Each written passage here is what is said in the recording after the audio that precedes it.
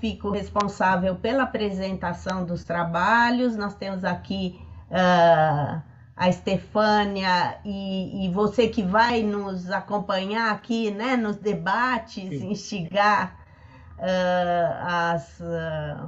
as discussões. Então, eu vou aqui já passar a apresentação do primeiro trabalho que compõe esta mesa, né, esta sessão, que tem como título O que pode ser uma escrita, cartografia de controvérsias em teses de arquitetura e urbanismo. Os autores são Lorena Maia Rezende, Paulo Afonso Gantz e Vera Regina Tangari. A Lorena é quem vai apresentar, certo, Lorena? Você tem 15 minutos, então, pode iniciar, você tem a palavra. Certo, obrigada. Também vou controlar meu tempo aqui. Estão me ouvindo e vendo a apresentação? Tudo certinho? Ótimo. Tudo certo. Então, boa tarde, meu nome é Lorena Maia Rezende, eu sou doutoranda do PROARC, da UFRJ. Esse artigo ele foi escrito em coautoria com o professor Paulo Afonso Huygens e também com a professora Vera Tangari, ambos também do PROARC da UFRJ. O título do trabalho é O que pode uma escrita, cartografia de controvérsias em teses de arquitetura e urbanismo. As palavras-chave: arquitetura e urbanismo, escrita acadêmica, teses, cartografia de controvérsias. Então, essa proposta de artigo, ela nasceu, né? Ela discute essa escrita e ela quer explorar outras formas de comunicação de saberes relacionados com a complexidade da cidade contemporânea. Então, essa pesquisa, ela nasce, né, de um disparador da pesquisadora e jornalista brasileira Luísa Leite. Ela fez uma palestra no PROARC no ano passado. E aí, algumas temáticas e provocações dela ainda reverberam. E junto com a temática, né, do Enan Park de rever, refazer, reestruturar e revisar a pesquisa e a pós-graduação, motivou, então, essa construção textual. Aí a Luísa Leite, ela questionou na sua pesquisa, né, que tipo de escrita é capaz de traduzir esses circuitos situados de saberes. E além dessa questão, se desdobrou outras tantas, né, como: será que a realidade é passível de tradução? Será que toda tentativa de representação não estaria fadada a uma incompletude, a uma falsa e tendenciosa ideia da realidade? Então, são questionamentos que eu acho que todos nós aqui, pesquisadores, principalmente das ciências sociais aplicadas, a gente se faz. E aí, essa proposição, o que pode uma escrita, né, que está no título do trabalho, ela nasce, né, emerge da uma indagação semelhante que o filósofo francês Deleuze vai fazer para Spinoza, né? O que pode um corpo? E aí essa proposição dos filósofos, ela está mais ligada ao campo do desejo, da potência, né, da questão do poder. E aí são corpos impulsionados, né, por desejos que vão se desvincular de representações identitárias. E aí, da mesma forma, a gente faz necessário, então, questionar essa escrita, né? Pois ainda a gente não dimensionou até onde vai essa escrita, que tipo de reverberação e afecção ela provoca nos corpos. E esse nosso questionamento não apresenta nenhuma novidade, né? Então, há muito tempo, vários autores de distintas áreas do conhecimento estão discutindo essa temática, né? Principalmente aqueles ligados à fenomenologia. E aí a gente traz aqui 3 exemplos, né, de pesquisadores. E o que eles estão pensando sobre esse tema? E aí eu trago um livro, né, do físico Capra, que ele faz um encontro com esse psiquiatra britânico Ronald Lay, em que ele diz que, para ele, qualquer experiência da realidade é indescritível. E aí outros autores, né, de forma semelhante, autores da abordagem experiencial, aí a gente tem o biólogo, o filósofo e a psicóloga, né, o Varela, Thompson e a Roche, eles vão entender que não é possível a gente representar algo do qual a gente faz parte. E, por fim, a gente traz o John Law, né, que é um sociólogo inglês, que ele vai dizer que acreditar em algo nunca é suficiente para tornar realidade. Então, o John Law ele faz uma crítica também aos processos metodológicos mais conhecidos e tradicionais nas ciências sociais. Ou seja, né, todos esses exemplos estão reforçando a importância desse assunto, estimulando a formação de caminhos, né, seja de métodos ou atitudes nessa comunicação da alteridade. Então, o objetivo da nossa escrita é questionar a escrita como um caminho possível de aproximação com o ato da criação, para expandir, então, nossos processos de investigação sobre a experiência urbana. E é isso que a gente está fazendo nesse congresso aqui, né, com esses vários trabalhos. Então, esse artigo ele tem a finalidade de tangenciar outros caminhos que a escrita está podendo alcançar, né, nessa devolução de compreensões teóricas e também práticas que estão contribuindo para uma vida urbana mais democrática. O artigo ele se dividiu em duas etapas. A primeira, uma reflexão mais teórico-conceitual sobre os modos de comunicação de saberes, e uma segunda mais prática, em que eu faço um recorte, né, de exemplificações de escritas que foram premiadas nesse campo de escrita. Então, nessa primeira parte, eu vou explorar sobre alguns interfaceamentos que envolvem as ações de uma pesquisa inserida no campo das ciências sociais aplicadas. Então, são as ações de saber, poder, criar, traduzir e representar. E depois eu faço um recorte, então, acadêmico, oficial, de teses de doutorado premiadas nos últimos 10 anos. Premiações da CAPES e da ANPARC, e também outras pesquisas que não foram premiadas, mas que estão contribuindo muito para essa formulação de outros modos de dizer. Então, essa pesquisa, ela investigou essas teses, por que elas foram premiadas? O que tem de bom nessas pesquisas? O que elas tornam de comum? Então, eu estou investigando, né, um pouquinho sobre elas, só que eu entendo também que essa investigação com essas teses premiadas há uma parcialidade, né, porque há um juízo de valor desses avaliadores também. Por isso que a gente incluiu outras teses que a gente conhecia e achava que rompia um pouco com essa questão da escrita. Então, de forma rápida aqui, tentando entender esse processo, primeira etapa conceitual, eu dividi entre processo e produto. O processo são as ações de saber, poder e criar. E aí a gente chamou para esse jogo alguns autores principais, como a socióloga brasileira Ana Clara Torres Ribeiro, os dois filósofos franceses Deleuze e Foucault, e o educador brasileiro Moacir Gadotti. Então, a Ribeiro, ela vai nos ensinar, né, que durante o processo, né, na caminhada que a gente constrói a pesquisa, que a gente sempre vai lidar com incertezas, a gente não pode ter medo e receio delas, porque elas vão existir. E o Deleuze fala sobre criação, que a criação acontece numa ruptura, num desligamento do que é conhecido e identificado. Então, a gente não tem que ter medo dessa ruptura, às vezes a gente tem que transgredir para poder se criar e permitir um novo. O Foucault, ele já vai perceber o conhecimento como uma invenção, que tem lugar, né, e um tempo próprio. E o saber, né, ele quer dominar as coisas. Então, o saber também é poder. E o Gadotti, ele vai falar sobre uma pedagogia do conflito, né, que ele vai instigar uma crítica, uma dúvida, e principalmente uma desobediência, né, pois só assim a gente está habilitado para o processo criativo. Num segundo ponto, a gente tem aqui também a questão do produto, que aí a gente tem as ações de tradução e representação. Novamente, eu trago os autores da abordagem experiencial, a psicóloga Rosa Pedro, o Moacir Gadotti e o John Law. E, no geral, né, o que a Rosa vai nos contribuir é que a tradução não significa apenas a gente mudar um vocabulário para outro, mas, antes de tudo, é um deslocamento, um desvio de rota. E aí o Law vai dizer que essa tradução implica tanto em interpretar, apropriar e trair. Então, essa traição, para o Law, ela é inerente ao processo de tradução, né? Porque não são processos que não são indesejáveis, mas sim discutíveis. Por isso que a gente tem que ter muito cuidado, né? A arquitetura, principalmente. E aí, né, esses autores da abordagem experiencial vão falar que a representação ela está mais ligada, tem mais afinidade com a imagem, no campo visual, mais próximo, né, do pensamento moderno, racional e cartesiano. E o risco disso é a gente construir imagens como padrões, né, que não vão variar conforme a experiência de cada autor. Então, por isso que a gente tem que ter muito cuidado no processo de representação. E para Gadotti, né, nenhum produto, seja ele fruto de tradução ou representação, é neutro. O Gadotti vai dizer que a ciência não é neutra e, por isso, a filosofia não é neutra. E se a filosofia é neutra, ou ela é ingênua, porque ela não é crítica, ou então essa filosofia está tentando esconder, ocultar alguma coisa. Então, todos nós aqui somos atores, somos escritores, e a gente tem interesses, seja ele individual, seja ele coletivo, e a gente tem que dizer isso nas nossas pesquisas. E aí, a metodologia que eu encontrei, então, para esse trabalho, a estratégia metodológica, na verdade, foi a cartografia de controvérsias, que é um exercício pedagógico que o Bruno Latour, né, criou junto com outros pesquisadores, principalmente italiano, o Tommaso Venturini, que teve o objetivo de ensinar seus alunos nas teorias dos estudos de ciência, tecnologia e sociedade, da teoria Torrede também, né?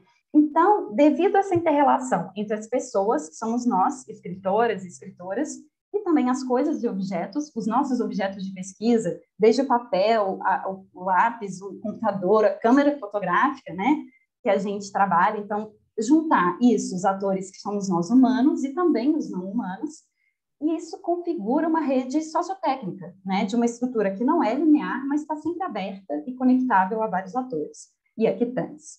Então, para traçar essa rede, né, a gente faz várias associações que não têm a intenção de explicar fenômenos. A teoria Torrede, ela é mais no sentido de performar essas múltiplas realidades, e realidades no plural, né? Então, essa estratégia metodológica, ela foi escolhida justamente para estimular uma cartografia democrática. Eu quero ouvir o que esses atores estão dizendo e evitar, né, respostas antecipadas. Aqui eu faço, né, o Tommaso Venturini, esse italiano, ele fez vários textos e agora publicou um livro também. Lorena, 5 minutos, tá? Ótimo. Sobre a cartografia de controvérsias. E aí ele vai falar dos processos metodológicos e algumas regulamentações que ele faz. Então, a cartografia de controvérsias a gente lê como um mapeamento de conflito. E controvérsia não é quando os atores concordam em discordar. Então, a origem dessa controvérsia, ela vai nascer no momento que algum fato ou ideia que antes era estabilizado começa a ser questionado. E aí vocês me perguntam, tá, então as teses, elas são um momento em que elas já estão estabilizadas, já foram defendidas. Mas é aí que a gente entra, né, para questioná-las, para a gente abrir essa caixa preta, que são as teses, e entender quais são esses processos que esses autores passaram, por que essas teses foram premiadas, o que elas têm em comum, que nos ajudam a escrever e a publicar. E aí a gente pergunta, né, que efeitos essa escrita acadêmica que a gente está produzindo, né, quais são os efeitos que ela reverbera? Será que teria chegado a hora da gente rever e questionar o modo e o formato com que essas teses e dissertações vêm sendo produzidas? E aí eu crio a cartografia de controvérsias, foi criada no software Prezi, e aí eu tenho no centro o mapa mundi, em que eu localizo quem são esses autores, né, essas escritoras e escritores premiados, também os intercâmbios que eles fizeram, aonde eles foram, e esse Prezi eu consigo dar zoom, avançar, tirar, deslocar, por isso que é um mapa conectado, né? Então, eu tenho aqui o ano da premiação, a fotografia desses autores e autoras, as instituições que eles são vinculados, os intercâmbios para onde eles foram, também a presença da CAPES e ANPARC, quais foram os critérios que eles usaram, fragmentos de cada uma dessas teses, qual é o tema, que método eles usaram, que citação eles estão usando para falar sobre a escrita, inclusão também, né, de outros autores, e aí eu falo um pouquinho cada um deles. E o Venturini vai nos dizer que essa cartografia de controvérsia tem que ter uma certa redundância, uma outra forma de apresentar. E a colagem foi uma delas. Então, eu juntei imagens representativas de influência e interesse de cada uma dessas teses, e aí chegou nessa colagem. Mas ela, em si, não é tão importante. O importante foi o processo que eu passei para construir essa colagem. Cada recorte de cada imagem, o que cada uma me afetava. Então, a colagem, ela não é uma síntese, mas é um coletivo de forças, né? Que está apresentando esses encontros de saberes, poderes, representações e traduções. Então, uma imagem que está comunicando o que está sendo pesquisado no Brasil nesses últimos anos. Então, as pistas que eu achei principais foram que essa escrita incorpora diversos outros dispositivos, então não só a escrita, mas mapa, desenho aqui, que tem uma importância enorme a pesquisa de campo e corporal. A maioria dessas pesquisas premiadas teve isso, né? Nem todas essas teses apresentam de forma clara o processo de pesquisa que foi descartado, mas aquelas que apresentam é que a gente tem mais interesse. Não há um acordo entre escrever em primeira ou terceira pessoa. Ambos os argumentos são muito bons, então a gente pode observar isso mais profundamente. E quanto às escritoras, a maioria são mulheres, totalidade de cor, de pele branca, muitas receberam bolsas de recursos federais para intercâmbio em países europeus, e a maioria dessas teses são de escritores que são do Sudeste e Sul do país. Então, aí a gente já tem um recorte que podemos trabalhar muito sobre isso. E também a temática desses trabalhos é diversa, mas a maioria toca em fatores sociais mais emergentes. E, por fim, as teses que não foram premiadas são as que têm uma escrita mais ousada e permissiva. E, para finalizar, a minha limitação nessa escrita, infelizmente, o tempo de estudo ainda foi curto, e a partir dessa escrita vão reverberar outras, e faltaram muitos actantes e analisar esses outros actantes não humanos. E também seria interessante, talvez, uma entrevista com esses escritores e rastrear a quantidade dessas citações de cada uma dessas publicações. Aqui tem algumas referências, agradeço a atenção. Obrigada, Lorena, por sua apresentação, por ter respeitado o tempo também, um trabalho complexo, né, e bastante interessante, que vai estabelecer diálogo com os demais aqui, que vão dar seguimento, né, a essa mesa. A gente não chegou a comentar, mas temos feito assim, a apresentação de todos os trabalhos e a gente deixa um comentário de estabelecer relações entre eles e abrir para o debate depois de todas as apresentações, tá bem? Eu vejo que já chegou aqui Ricardo Santiago Costa Pinto, certo? Que é o autor do segundo trabalho, segundo nossa programação, Street View, Mediações entre Dispositivo e Cidade. Certo, Ricardo? Você pode passar, então, a fazer sua apresentação, compartilhar conosco a tela?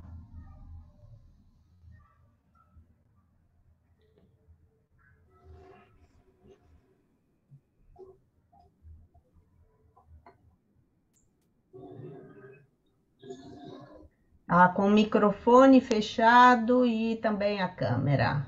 Se Ricardo tiver dificuldades, a gente passa ao terceiro trabalho. Michael já estava aqui, Michael Gregório já estava aqui entre nós desde o início. Eu acho que... O Gabriel também está aqui, não sei se ele... Gabriel, Oi, eu estou aqui. Isso, eu estou tentando oi, entrar em Gabriel. contato com o Ricardo para ver se ele teve alguma queda de conexão, alguma coisa do tipo. Tá bem, você poderia apresentar o trabalho? Vocês preferem se comunicar antes? A gente não quer Sim. atrasar nossa mesa. Pode passar para a próxima mesa, então. Estou entrando em contato com o Ricardo. Então, vamos deixar vocês por último. Preparem-se, porque a gente deixa vocês como os últimos a apresentar. E Eu acho que o passamos... Ricardo chegou aqui. Você está aí, Rick? Gente, me perdoem. Nossa. Nós vamos fazer o seguinte, Ricardo, nós vamos passar para o terceiro e a gente deixa vocês com calma como a última apresentação dessa Tá bom. sessão, tá bem? Sem problemas, obrigado, viu? Desculpa de mais uma vez. Estamos se preparando, sem problema algum. Vamos dar seguimento só para a gente não atrasar. Por gentileza, Michael. O Michael Nathan Carvalho Gregório vai apresentar, então, o trabalho intitulado Escolas, Territorialidades. É um trabalho de autoria dele, de Leonardo César Soares, de Marina Pedreira de Lacerda e Isabela Giordano. Por favor, Michael, você está com a palavra. Olá, boa tarde a todos, a todas e a todes. Bom, já vou pedir desculpa de antemão, eu vou falar um pouco rápido para ver se a gente consegue passar pelo máximo de questões possíveis aqui. Eu e a Isabela, nós vamos apresentar esse trabalho, que é intitulado Escolas, Territorialidades. Esse trabalho é uma cartografia experimental que foi realizada no âmbito de uma disciplina de pós-graduação, Cartografias Tecnopolíticas e Geopoéticas, oferecida pelos professores Davi e Luciano, do PPGAU do IAU. Tratava-se de um exercício pedagógico, teórico, prático e de avaliação dessa disciplina, e que visava construir cartografias como um meio para se acompanhar e analisar processos socioespaciais, econômicos, culturais, políticos, ambientais, etc., que fossem de interesse dos alunos, né? O objetivo do texto que nós submetemos para o encontro foi apresentar as problematizações em torno dessa cronocartografia, como a caracterizamos, a pretexto de levantar hipóteses e construir uma breve reflexão crítica acerca do fenômeno de desruralização das escolas brasileiras. Portanto, esse é o nosso universo problemático, nós tomamos contato com ele por meio de um outro trabalho cartográfico, chamado Expedição Catástrofe, por uma arqueologia da ignorância, que foi coordenado pela Carolina Fonseca e o Pedro Brito, no qual o grupo deles, criava uma série de regimes de visibilidade para um dado que era alarmante, que é o fechamento de mais de 60 mil escolas rurais no Brasil entre os anos de 1995 e 2016, o equivalente a mais ou menos 8 escolas fechadas por dia. Desde o início, nós tentamos identificar, né, aqueles setores da organização da sociedade que impactavam e tinham influência sobre esse fenômeno, como a educação, a agroindústria e a urbanização, e nos colocamos alguns questionamentos preliminares, né? Enquanto processo metodológico, não necessariamente nessa ordem, tão pouco lineares, mas passamos pelo recorte temático, espacial e temporal do trabalho, fizemos uma pesquisa conceitual para colocar a cartografia em perspectiva teórica acerca da noção de território. Partimos, né, de um estudo de caso que foi a expedição Catástrofe. Realizamos bastante pesquisa biográfica e documental, fizemos uma entrevista e algumas conversas informais e passamos à produção da cronocartografia com base no dispositivo da linha do tempo, né? Nas nossas reflexões e no nosso texto aparecem, né, vários termos, expressões, conceitos que carregam esses prefixos, esse e in.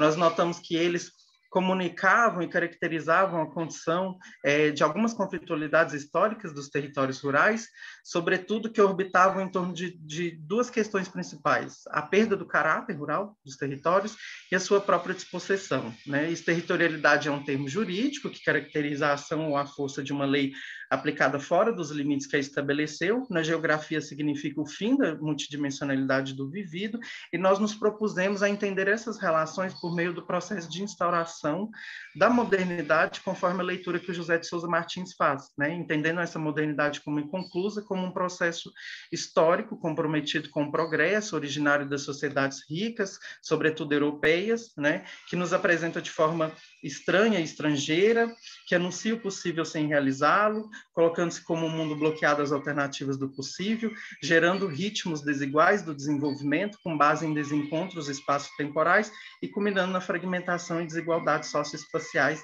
sempre atrelado a essa noção de uma ordem distante e modernizante. Então, a gente vai entender o território como uma categoria socioespacial que está no seio dessas contradições socioespaciais, dos processos e dinâmicas contemporâneos da modernidade, e por intermédio do Marcelo Lopes de Souza, entendê-lo como esse campo, né, de forças cuja espacialização é uma projeção das relações das relações sociais e da duração de suas manifestações, e que define e delimita um espaço por e a partir de relações de poder que vão se realizar sob a forma de um contínuo diferenciado dentro do processo de dominação e ou apropriação, né? Sempre numa dupla conotação, material concreta e simbólica, né? Então, a desruralização das escolas, ela ocorre por meio de uma profunda conexão com as dinâmicas que estão nos seios das contradições socioespaciais e socioeconômicas ligadas à produção do território, e nesse sentido o espaço rural ele deve ser visto, né, como uma centralidade das disputas em torno do território e de suas territorialidades, e essa noção de territorialidade é que nos vai dar um caldo para entender o que se passa nessa produção do território, né, como a partir de múltiplas dinâmicas complexas e multifacetadas, dentro dessas noções de territorialização, desterritorialização e reterritorialização, que são as dinâmicas que configuram e caracterizam a própria noção de despossessão, e nos colocamos, então, esse questionamento de por que, né, o espaço rural e o campo, que são territórios mobilizados por grande investimento tecnológico, são incapazes de oferecer uma resposta à condição material de sobrevivência da população do próprio campo, né? E a gente entende, então, que esse projeto de desmantelamento da educação brasileira, sobretudo com o quadro agudo da desruralização das escolas, está comprometido com esse questionamento que diz respeito a um panorama sócio-histórico e econômico mais amplo e que passa pelo interesse de inviabilizar a vida nesses territórios a favor da ocupação e da produção capitalista total de seus espaços. E é essa noção de um panorama sócio-histórico e econômico mais amplo que vai nos mobilizar na forma como organizamos a nossa cartografia. Isa, por favor. Sim, daí nesse momento, né, onde a gente começa a explorar essa cartografia, a gente começa a entender que ela seria uma cartografia inconclusa, né? Primeiro por ela ser um processo de apreensão de fragmentos e contradições da realidade, e por ela também ter uma apreensão de vários dados que a gente vai tirando de vários locais e se colocar em meio aos processos. ela também tem uma situação dela estar num tempo e situação de uma disciplina de pós-graduação, né, que tem um período de 6 meses, e é essa disciplina que junta esses pesquisadores. Então, esse tempo, essa situação também foram determinantes para esse caráter inacabado do trabalho. E a gente, dentro de todos esses fatores, a gente acabou optando por adotar essa inconclusividade dentro do processo, entendendo que cada indivíduo envolvido no processo, ele teria a sua maneira de interpretação de colocar suas problemáticas e suas reflexões individuais e coletivas. Dentro das etapas para fazer essa cartografia, após a entrevista com a Cacá, né, que foi um momento importante do nosso trabalho, a gente entendeu que teriam 2 caminhos para essa cartografia. Um deles seria dar ênfase aos aspectos tecnopolíticos e o outro dar ênfase aos aspectos geopoéticos. Dentro dos aspectos geopolíticos, a gente teria mais essa consonância, né, de colocar à mostra dos conflitos e as relações entre vários aspectos da sociedade, colocando ali as escolas que foram fechadas, em contraposição com outras notícias, né, como o avanço do agro, a urbanização das cidades. E nos aspectos geopoéticos, a gente auxiliaria a Cacá num projeto novo dela, do Arquivo Oráculo, onde fariam levantamentos afetivos e também de ordem histórico-sociais dos nomes dessas escolas, né? Se eles teriam mais origem a ver com a natureza, nomes de coronéis, nomes de indígenas, de origem indígena, enfim, fazer uma categorização desse nome para ela. E aí a gente acabou chegando à conclusão de que nos interessa, junto com conversa com os professores e com os nossos colegas, de que seria mais interessante fazer os aspectos tecnopolíticos por uma questão de que nos interessava mais no momento atual do país e também para o grupo, enquanto interesses, fazer essas correlações, análises, reflexões sobre essas várias dimensões do país, né? Pode passar. A gente acabou achando a cronocartografia como uma estrutura que serviu de base para a união desses dados e também para melhor comunicação, porque cada integrante do grupo estava num lugar diferente do país, então a gente conseguia alimentar esse arquivo e fazer essas relações e também a comunicação entre nós a partir dele. Aqui vocês veem a estrutura da nossa cartografia, ela tinha essa marcação por décadas numa linha central, por cima os processos amplos e simultâneos dos setores, né? Então as ações que duravam um tempo maior, né? Por exemplo, algum tipo de lei, né? Ou de acontecimento que pegavam várias décadas. E na parte de baixo da linha do tempo, os principais marcos dos setores, sendo aí a diferenciação de cores, as relações do agronegócio, da urbanização e da educação rural, que foram os elementos que a gente caracterizou, né? Que a gente escolheu para comparar, por achar que a gente teria ali alguma relação e alguma pista do porquê do fechamento dessas escolas rurais. Aqui a gente tem uma tabela comparando dados das escolas rurais com as escolas urbanas nos 10 anos, né, entre 2011 e 2021, sendo que teve a redução de 30% das escolas rurais em atividade e apenas um aumento de 6,6% das escolas urbanas.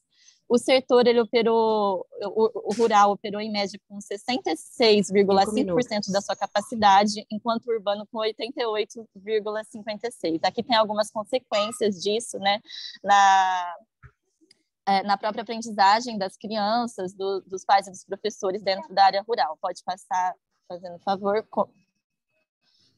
Dentro dessas, a perda do contato social, né, a aprendizagem interrompida, enfim, pode passar mais uma vez, por favor, o slide. Enfim, a gente tem a gente chegou aí nesse recorte da década de 60 a 90, eu vou falar um pouco para vocês aqui da nossa análise geral que a gente fez com esse processo todo. A gente chegou à conclusão de que tinha um conjunto de mobilizações em torno da criação das instituições políticas públicas que são muito mais volumosas na área do agro do que no setor da educação, né? Para além disso, que as políticas de infraestrutura e de transporte que estiveram conectadas desde a ampliação da base industrial do país, com as exigências das atividades agropecuárias, né? Ou seja, desde que começou esse crescimento da base, a se fazer a base industrial do país, as políticas de infraestrutura estão muito vinculadas ao agro. No plano interno do setor agropecuário, esse setor agropecuário ele não desenvolve o mesmo papel do que no plano externo, né? Oscilando apenas entre 4,1% e 4,9% do PIB entre 2006 e 2017. E, em contradição a isso, a gente vê que, na verdade, é justamente na escala local e regional onde se vê a principal força da dinâmica nas regiões.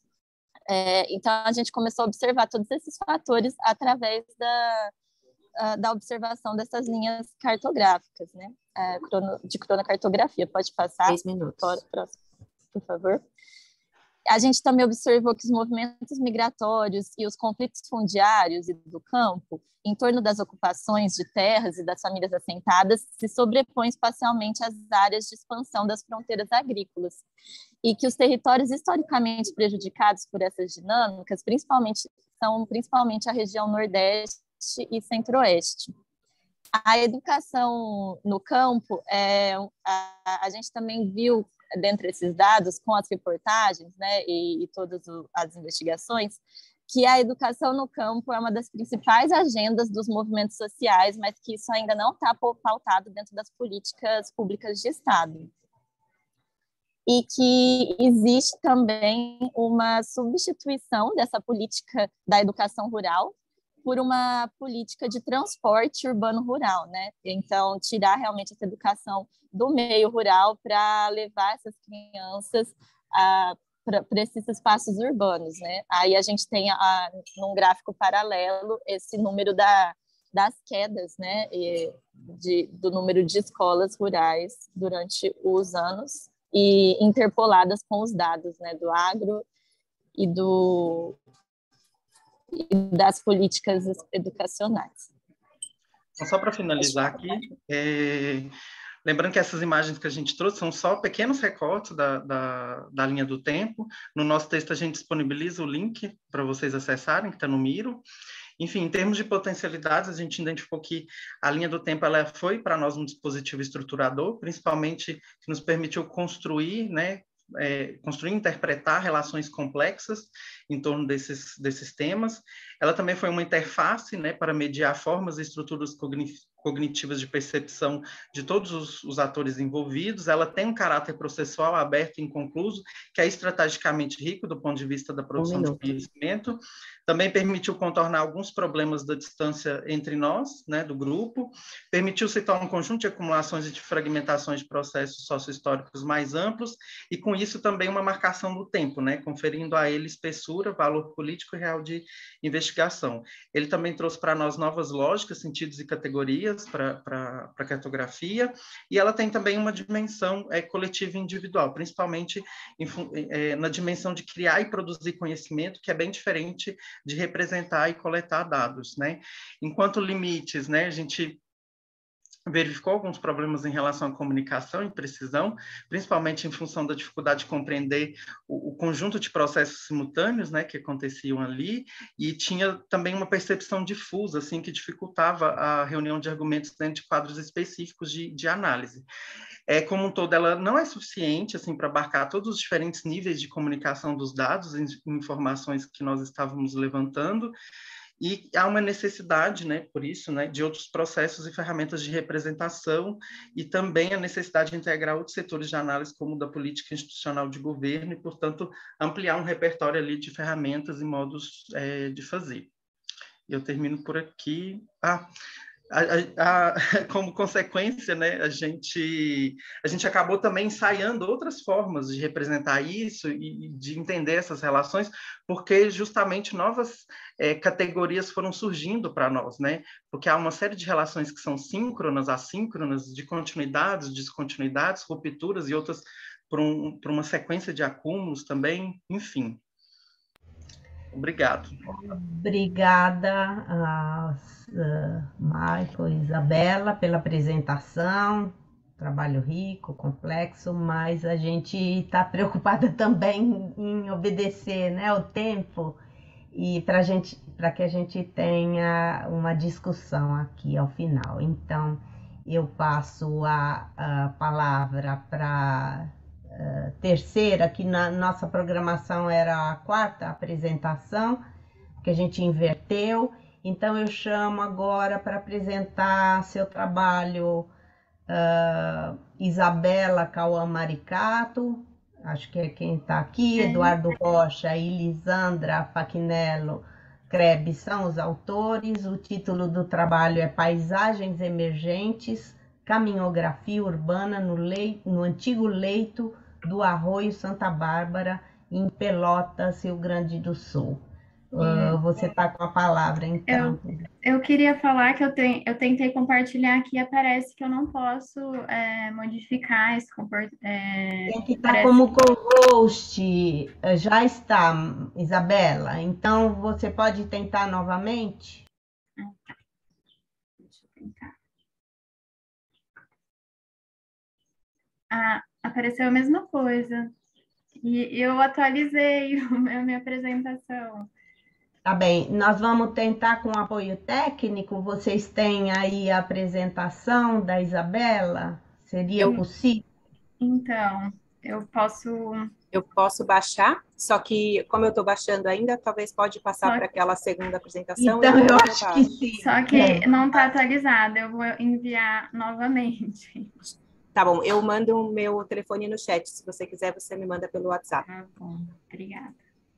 Então, vamos fazer nova inversão. Vamos ver aqui. O segundo trabalho que estava previsto e que chegou com algum atraso era o do Ricardo Santiago Costa Pinto, Gabriel Felipe Prates Broco. Já estão aqui apostos, suponho, não? Eles vão apresentar Street View, mediações entre dispositivo e cidade. Isso mesmo? Tudo certo? É isso. Isso mesmo. Passo a palavra para vocês, então. Pois não. Vou compartilhar aqui só um minutinho.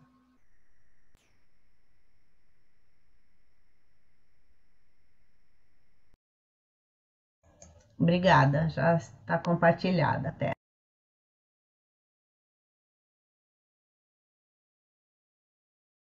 Microfone, por favor.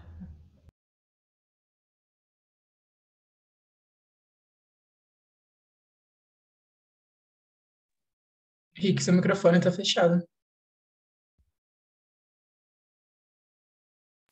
Ele está me acusando que eu não posso compartilhar a tela e falar ao mesmo tempo. Quer compartilhar você, Gabriel?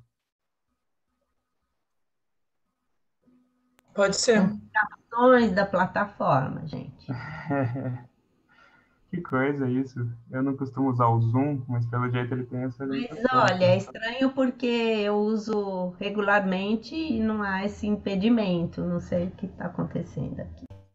Aqui fala que eu não tenho permissão também.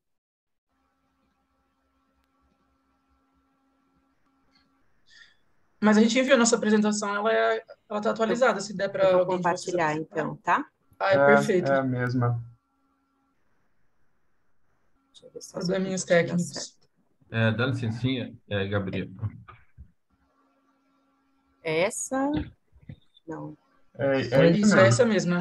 Quer falar?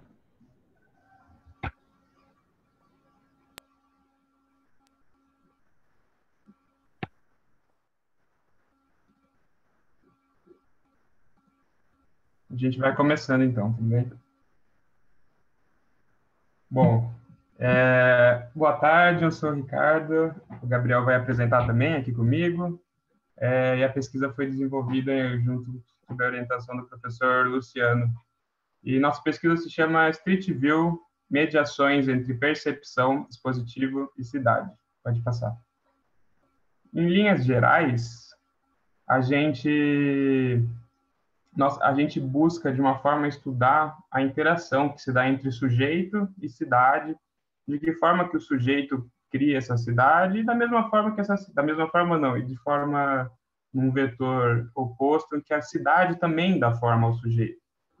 E a gente entende, então, o Street View, a gente analisa o Street View como sendo uma plataforma que, além de representar esse espaço da cidade, também seleciona e faz a sua própria interpretação sobre ele. Pode passar. O Street View, ele intriga a gente desde o começo porque ele é uma plataforma que representa o território de uma forma menos usual, ou talvez que a gente não tivesse visto até então, antes do seu surgimento, que é, ele, ao invés de situar o observador, vamos dizer, num voo de pássaro, como costumam ser as cartografias, como a gente vê, por exemplo, no Google Maps, o Street View traz o observador para um nível, vamos dizer, corpóreo. Você navega pela cidade como se fosse quase que um caminhante. Então, essa relação que se dá com o espaço urbano é muito diferente, daí o motivo pelo qual a gente buscou analisar essa plataforma. Pode passar. Se a gente está tentando entender essa relação entre sujeito e cidade, que é intermediada por um dispositivo, olhando primeiro para o sujeito, a gente se baseou muito na tese, no livro publicado pelo autor Jonathan Crary, que ele comenta que, mais ou menos no início do século XIX, nesse momento de urbanização potencializada, de industrialização, houve, vamos dizer, uma transformação que ele chama da natureza da visualidade, uma transformação da forma como se entendia a percepção.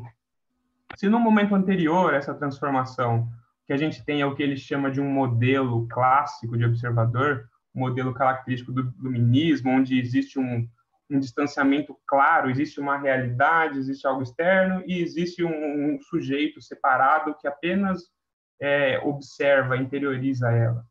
No momento seguinte, pode passar, ele apresenta o que seria um observador subjetivo. É um observador em que, vamos dizer, a relação dele com a realidade não é só de absorção. De certa forma, entende-se que esse sujeito ele também produz a realidade. Ele, num primeiro momento, ele absorve uma série de informações pelos seus órgãos sensoriais, e a partir daí ele vai criando significados e conceitos e compreendendo ela a partir de uma série de coisas e elementos que o compõem. Isso é muito importante para a gente nesse sentido, porque aí começa-se a ter uma noção, a se criar uma noção de subjetividade. Percebe-se que o sujeito, enquanto sua subjetividade e como sua subjetividade é capaz de mudar a forma como ele enxerga e como ele produz essa realidade. Pode passar. Por isso, a gente, então, estuda o Street View a partir de uma noção de dispositivo. Uma noção de dispositivo que quem apresenta, nesse caso, para a gente é o Agamben. Ele bebe muito, ele parte da noção também de dispositivo do Foucault. E o entendimento que se tem de dispositivo seria, vamos dizer, tudo aquilo que fosse capaz de influenciar essa subjetividade do ser. O dispositivo é aquilo que é capaz de moldar, é que ele cita um monte de verbos que são capazes de, vamos dizer, influenciar essa questão da subjetividade na situação. E então a gente analisa esse Street View como sendo um dispositivo capaz, então, de influenciar a subjetividade do ser. Pode passar. E aí a gente chega, então, em as duas perguntas principais que nortearam, vamos dizer, o restante, a continuidade da nossa pesquisa, que é, a primeira eu já meio que já comentei bastante até agora, que é a interação entre sujeito e cidade por meio do Street View modela essa percepção do espaço, e a segunda diz sobre quais as implicações relacionadas a essa plataforma, se a pensarmos como um dispositivo propositor de uma forma de ver definida por grandes corporações do mundo digital. Então, a gente tem essas duas perguntas que tratam de questões um pouco diferentes, mas que se complementam, que vão nortear a continuidade da nossa discussão e nossa pesquisa. Pode passar. Bom, então, a partir desse momento que a gente teve toda essa contextualização teórica, a gente precisava se aprofundar um pouco melhor no funcionamento da plataforma e como que ela se insere nessa lógica da empresa a quem ela pertence, né, que é o Google. Então, a gente precisou pesquisar esse histórico e entender como que isso ia se aplicar nas lógicas de dispositivo e, consequentemente, refletir nesse perfil de observador que a gente estava querendo estudar. Então, o Street View ele é um recurso integrado ao Google Maps que surgiu como uma proposta de oferecer uma navegação à altura do nível do chão, de forma georreferenciada em diferentes localizações do globo. Então, ele foi lançado em 2007 nos Estados Unidos e ele chega no Brasil só em 2010. E a partir disso, então, a gente vai ter toda essa questão da contextualização de que países são mais catalogados e que países são menos, a partir dessas implicações sociotécnicas que são relacionadas entre a geopolítica e a hegemonia de lógicas socioeconômicas e essas questões em que o Google exerce seu poder como uma empresa, né, uma grande corporação. Pode passar, por favor. E aí, então, aqui a gente tem esse esquema que exemplifica como funciona a produção de uma imagem e toda essa lógica que está por trás da produção de uma imagem a partir de como a gente encontra ela na plataforma. Então, a gente tem que, para produzir essa imagem, são 4 etapas principais, sendo uma pré, que seria essa questão de analisar os fatores climáticos e a densidade populacional da área que foi escolhida, então, essa preparação antes de ir a campo. A segunda etapa seria, de fato, lá no local, então, capturar essas fotografias com pontos georreferenciados por satélite e dados dos sensores, que vão mais tarde ajudar na etapa 3, por exemplo, que vai ser a costura dessas imagens, porque é um globo, em suma, assim, é um globo com 9 lentes que estão acopladas num carro ou em qualquer outro tipo de veículo, depende do lugar, pode ser um triciclo, um jet ski, e aí essas 9 imagens elas vão ser unidas em uma só, da forma menos perceptível possível, vai passar, então, por um tratamento de desfoque de elementos sensíveis, e rosto de pessoas, informações, coisas do tipo, e aí, então, a quarta etapa, ainda de pós-produção, é essa escolha de quais dessas imagens tratadas vão ser utilizadas no 360 para compor a cena que vai estar lá no site do Street View. Pode passar, por favor. Então, aí, a navegação do Street View, ela se dá pelo Pegman, que é esse bonequinho que você se norteia ali quando você está no Street View. Então, ele se comporta como um sujeito que está descorporificado, à deriva, você coloca ele onde você quiser e é ele que vai te levando ali pelo mapa. E, a partir disso, a gente tem também a questão dele ele ter sido concebido, pensado para ser esvaziado de qualquer semelhança com o mundo real, digamos assim. Ele não é relacionável a qualquer outro símbolo que a gente possa olhar e pensar, nossa, parece aquilo, parece aquilo. E aí, então, ele vai estar sintetizando essa experiência contemporânea do Street View, de certa forma que a gente, durante a pesquisa, associou com a experiência do que o Flaneur sintetizava na experiência moderna. Então, o Pegman se comportando como ali um sujeito à deriva da experiência contemporânea dentro do Street View, uma vez que tanto o espaço do Flaneur quanto o espaço do Pegman são infinitos e labirínticos. Pode passar, por favor. A gente percebeu, ao longo dessa investigação acerca do dispositivo do Street View, que esse espaço do Street View, ele vamos dizer, infinito, mas não tão infinito assim. Existem lugares, localidades por onde a gente navega que a gente é impedido de entrar, de seguir adiante. E um caso muito emblemático disso, na verdade não é um caso, são as favelas. Não todas as favelas, mas muitas favelas não integram o mapeamento do Street View. E isso é tratado pela Fernanda de Freitas Lima. Ela escreve um artigo a esse respeito, comentando como isso só impacta para potencializar a segregação que a gente já observa. Então, isso influencia, vamos dizer, a construção dessa subjetividade, tanto do indivíduo que mora dentro da favela, que ele é impedido de se ver representado na plataforma, existe aí uma sensação e uma percepção de exclusão muito forte, quanto do indivíduo que não mora lá e que se vê impedido de seguir por dentro dessas favelas. Ou seja, o que você pensa quando você não consegue entrar numa favela pelo Street View, segundo o autor? Beleza. Você apenas assim potencializa aquela noção estereotipada de favela, de um lugar proibido, onde ninguém entra e tudo mais. Você potencializa estereótipos, ao invés de você reconhecer essa pessoa. essa população que mora lá dentro. Claro que o mapeamento no interior de favelas não é simples, não é fácil, não é uma questão técnica tanto envolvida, porque existem formas de se mapear, sim. As favelas, muitas são mapeadas mesmo pensando nessas suas vielas, mas é uma questão que é muito delicada e que merece ser tratada, e que já foi tratada até pela própria Google, já reconheceu essa questão, mas ela é muito delicada. Pode passar. Porque quando a gente fala da construção da subjetividade, da importância que a cidade, que o lugar exerce nessa construção, hoje a gente pode falar também numa cibercidade, nesse conjunto de plataformas e serviços digitais que compõem esse ciberespaço. Nossa ideia não é entrar exatamente nessa discussão, mas mostrar o quanto essa ferramenta, esse Street View, enquanto ferramenta de representação e de referenciamento, a sua capacidade de, por um lado, de conseguir democratizar essa visibilidade urbana, de mostrar aquilo que é escondido, mas, por outro lado, ele também pode funcionar como um dispositivo de controle e exclusão, ou seja, reafirmar aquilo que já é parte do que é excluído. Então, o Street View tem essa dupla potencialidade, essa força e essa capacidade de impacto sobre a percepção e sobre a forma de se relacionar com a cidade e também com essa cibercidade. Pode passar.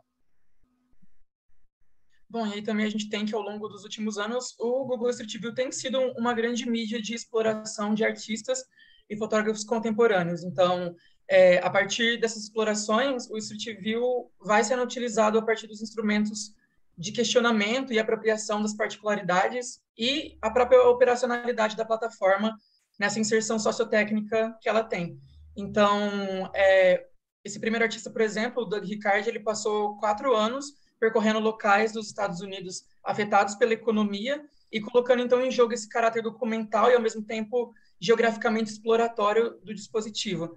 Então, ele tem toda essa questão de utilizar a própria desfiguração das pessoas pelo desfoque usual do Street View para reforçar esse caráter desumanizador da vida. Foi uma série premiada dele. Ou também o Michael Wolff, por exemplo, que utiliza ele vai bisbilhotando situações que fujam do comum na plataforma e expondo essas falhas nas suas séries fotográficas. Pode passar. Aqui a gente tem mais alguns exemplos, como essa primeira, que é uma artista agorafóbica, que ela utiliza do Street View para percorrer o mundo e fazer essas visitas cartografando o ambiente. Ou então esse outro exemplo de uma artista que trabalha em regiões periféricas da Europa, procurando retratar trabalhadoras do sexo, principalmente na Itália e na Espanha, e tentando contrastar essas questões sociais e econômicas das regiões. Pode passar. Só para finalizar, então, aqui a gente colocou as considerações finais que a gente extraiu de toda essa pesquisa. Então, a gente tira aqui, como o Agamben coloca, descreve o dispositivo. Hoje não haveria um só instante da vida dos indivíduos que não seja modelado, contaminado ou controlado por algum dispositivo. Então, isso, considerando o Street View inserido nessa lógica do Google, que está presente em diversos aplicativos que a gente utiliza, a gente não consegue desconectar essas duas coisas. A outra consideração que a gente tem para colocar é que o Street View ele não é uma mera ferramenta de representação do ambiente urbano, uma vez que ele perpassa a própria concepção do dispositivo, perpassa as relações de poder e de disseminação de ideários e valores assimilados pelo sujeito, consequentemente, o Street View assim por si só. E aí também tem essa questão do Pegman e do observador real, que ele tem um reconhecimento corpóreo deslocado e principalmente espacial e interpessoal que se interpõe ao que é percebido e ao que é vivido, criando então essa lógica do que a gente chama de um internato anônimo. E aí, então, essas contradições são colocadas naquilo que o Rick estava comentando na questão das favelas, sobre extrema visibilização e um aprisionamento do mundo, a partir do momento que ele escolhe, a grande corporação, por meio desse dispositivo, escolhe as narrativas que serão contadas dentro da plataforma. É isso, muito obrigado. Eu só queria acrescentar uma última coisa, que é um convite a vocês. A gente, no decorrer da pesquisa, deu forma a um vídeo como forma de estudar essas questões. E esse vídeo é curto, tem uns 3 minutos, eu vou deixar o link aqui. Quem se interessar pode entrar lá e dar uma olhada. É isso, gente. Obrigado, viu? Obrigada a vocês, então, pela apresentação, Ricardo e Gabriel, né? Vamos passar a última apresentação para que a gente possa, então, aí sim abrir a discussão. Quem vai apresentar, então, aqui é Isabela Cauã Maricato, fala em nome de Eduardo Rocha e Lisandra Fachinello Krebs. O título do trabalho já está aqui na tela: Paisagens Emergentes, Caminhografia Urbana no Antigo Leito do Arroio Santa Bárbara, em Pelotas, Rio Grande do Sul. Está com a palavra, então, Isabela. Olá, eu agradeço as apresentações iniciais. Boa tarde a todas e todos. Então, como já foi dito, meu nome é Isabela e eu defendi a minha dissertação no mês passado, e o que eu apresento agora é um fragmento desse trabalho, intitulado Paisagens Emergentes, Caminhografia Urbana no Antigo Leito do Arroio Santa Bárbara. Pode passar. O Arroio Santa Bárbara é um dos cursos d'água que foram escondidos ao longo dos anos pelo processo de modernização das cidades. Ele está localizado em Pelotas, no sul do Rio Grande do Sul. E pode passar. A partir do século XIX, o curso d'água ele tinha o potencial de servir as indústrias fabris da época, como a fábrica de cerveja Ritter, um curtume que foi fechado por conta da poluição dos solos, contaminação, e a fábrica de papel de Pelotas. E existiam também charqueadas, nesse caso, a charqueada Santa Bárbara. Todas essas transformações contribuíram para a poluição do Arroio Santa Bárbara, e junto com as enchentes, que eram frequentes na época, foi decidido o desvio do arroio, realizado com base no projeto do escritório Saturnino de Brito, em 1947. E na imagem temos as fotos antigas de paisagens de outras temporalidades e a coexistência do desvio junto com o leito antigo. Pode passar.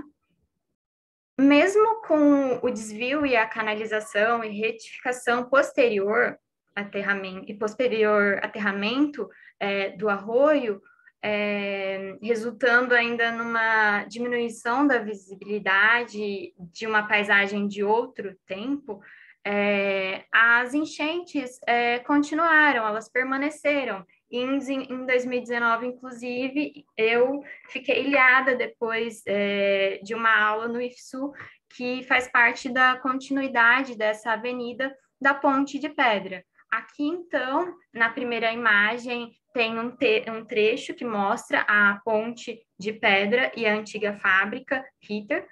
E alguns anos depois, né, em 2021, essa imagem do camelódromo de Pelotas, o Pop Center, que foi implantado sobre o antigo leito. Pode passar. Então, eu utilizo o método de caminhografia urbana, que está sendo criado e desenvolvido pelo grupo de pesquisa Cidade mais Contemporaneidade, da UFPEL, e é um método fundamentado na filosofia da diferença, pós-estruturalista, que critica o urbanismo moderno, racional, funcionalista, com proposições inventivas de leitura da cidade que rompem com uma lógica estruturada, né, já tradicional. Então, o conceito de paisagem ele é muito amplo, mas aqui eu trago algumas referências que eu utilizo, que são coerentes com a existência de paisagens como territórios de passagem, abordando uma experiência corporal para a construção de imagens moventes e narrativas da paisagem urbana contemporânea. como é o Careri, né, que traz essa caminhada como prática estética, o Terran Vague, Abandono, do Edu, meu orientador, e a terceira paisagem de Gilles Clément. Pode passar. Então, nesse contexto de paisagens moventes, eu abordo o conceito da terceira paisagem, que é desenvolvida por Gilles Clément, um paisagista, professor francês, e está atrelado ao funcionamento da ação biológica em territórios que são constituídos de maneira fragmentada e se compõem a partir de conjuntos primários, reservas e espaços residuais. Os espaços residuais, nos quais as espécies vegetais brotam espontaneamente, aparecem como potenciais reservas biológicas do futuro. Então, na cidade, as espécies vegetais espontâneas que aparecem como bioindicadoras da qualidade do ar, da acidez do solo e também em relação ao nível de fertilidade, elas são apresentadas aqui nessa construção teórica do Gilles Clément, que parte também para outros aspectos práticos. As espécies pioneiras, essas espontâneas, elas se desenvolvem em solos mais pobres de nutrientes e com pouca água, e elas são responsáveis por facilitar o desenvolvimento de outras espécies. E, ao oferecer suporte genético, contribui para o aumento da biodiversidade. E a maioria dessas espécies pioneiras que acompanham os seres humanos são punks, plantas alimentícias não convencionais, ou ervas medicinais, e podem ser encontradas em vários em canteiros públicos, privados, frestas das calçadas, das ruas. E considerando essas espécies pioneiras, o diferencial da terceira paisagem é o olhar voltado para a sucessão ecológica, que é uma sequência de alterações graduais e progressivas que modificam a composição do terreno até que aconteça o surgimento de uma comunidade estável. A noção da sucessão ecológica na contemporaneidade, ela aparece de modo aleatório e acontece muitas vezes de maneira descontínua ou não linear. Então, ela necessita de condições para acontecer. O que se manifesta, na maioria das vezes, na cidade contemporânea e é negligenciado, são esses espaços residuais, esses territórios que são suporte para as plantas espontâneas. E todos esses fragmentos aparecem em contraponto com os espaços ordenados, ou ainda em monoculturas, que são paisagens, segundo Clément, artificialmente construídas e que possuem uma diversidade biológica reduzida ou nula. Ao lado, esse esquema mostra a evolução concêntrica desses espaços residuais no tecido urbano, e à medida que esses espaços se afastam do centro da cidade, acabam adquirindo uma porção maior do território. Pode passar o slide. Com o intuito de cartografar essas paisagens emergentes, ou ainda um devir terceira paisagem, eu realizei caminhadas em 2021, período de pandemia, né? E 2022, e as primeiras caminhadas, onde caminhei sozinha, elas se concentraram em uma área mais densificada da cidade, próximo à Ponte de Pedra. Pode passar. Aqui está a Ponte de Pedra, como vocês viram na outra imagem também, o Pop Center ao lado. Passa o próximo slide, por favor. Já as caminhadas de 2022 também foram, eu caminhei sozinha, mas também com a companhia da pesquisadora Valentina Machado. E a gente alcançou até a margem do Arroio Santa Bárbara. Dessas primeiras caminhadas e desse conjunto de caminhadas, surgiram as estações, que são os pontos de maior intensidade, aqui elencados no mapa, mas eu vou focar nas ruínas da fábrica de papel e no braço morto do canal, nessa apresentação. Os percursos, eles geram composições fotográficas, como um inventário de presenças, que acabaram configurando certo tipo de padrões, como se fossem padrões do avesso, que não costumam aparecer muito nas práticas do planejamento urbano, por exemplo. Pode passar o slide, por favor. Aqui está a antiga fábrica de papel. Pode passar.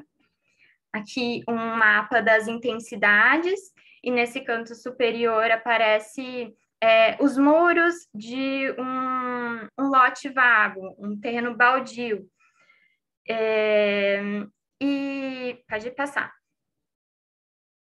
Aqui aparece, então, um devir terceira paisagem descontínuo, que pode ser aprendido através desses muros do lote baldio, considerando as fotografias de 2019 e as caminhadas realizadas em 2022. Nesses casos, por serem propriedades privadas, a qualquer momento, o devir terceira paisagem ou essas paisagens emergentes podem romper com o processo de evolução biológica por decisões particulares, mas ainda assim, essas paisagens resistem ao meio urbano e transbordam para um fora do miolo de quadra, né?